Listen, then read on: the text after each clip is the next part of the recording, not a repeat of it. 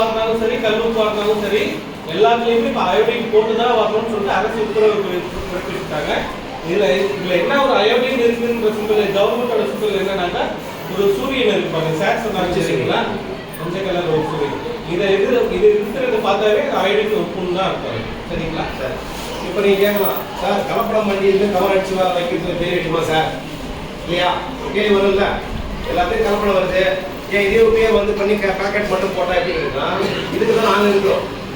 இது சரியான உப்பு இருக்கான்னு சொல்லிட்டு இப்போ நம்ம உதாரணத்துக்கு டிஆர் பட்டினம் பகுதியில் நாங்கள் வெல்பஸ் இருக்காங்கக்கா, நாங்கள் ஏரியாவில் போகும்போது ரேண்டமாக வாங்குவோம். ஒரு 70,000 ஒரு மாரியம் போகுதுனாக்கா அதை போயிட்டு அது உப்பு எவ்வளோ பயன்படுத்தி உப்பு கொடுக்கணும்னு கேட்போம். அதை அவங்க இருக்க செக் பண்ணி பார்த்துட்டு அந்த கலர் சேஞ்சஸ்லாம் சார் சொல்லுவாங்க.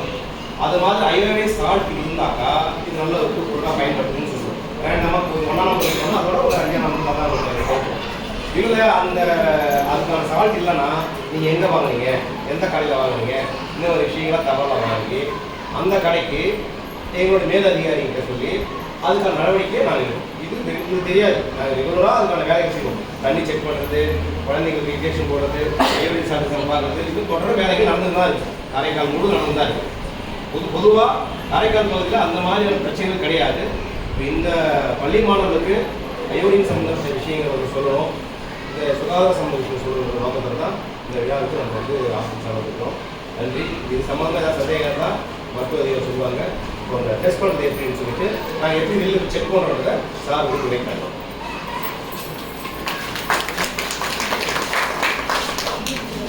இது ஒன்றும் இல்லை, இது தூள் உப்பு தான். இது பக்கத்தில் ஒருத்தவங்க பயன்படுத்துகிற வீட்டில் பயன்படுத்துகிற தூள் உப்பு தான் நாங்கள் எடுத்துருக்கோம். கொஞ்சம் எடுத்துக்கிறோம். இதுதான் இந்த சொல்யூஷன். இந்த உப்புல அயோடின் இருக்கு இல்லைன்றதை எப்படி பார்க்கணுன்னாக்கா ஒரு பிளேட்டில் சின்னதாக கொஞ்சமாக அமௌண்ட் எடுத்துக்கோங்க. இந்த சொல்யூஷன் இருக்குது பாருங்கள், இது நம்ம இதில் கொஞ்சம் கலக்கும் போது ஊதா கலரில் மாறுதுங்களா, வயலட் கலரில் இந்த மாதிரி நல்லா அடர் கலர் நிறமாக இருந்ததுன்னா அயோடின் கரெக்டான அளவில் இருக்குதுன்னு அர்த்தம்.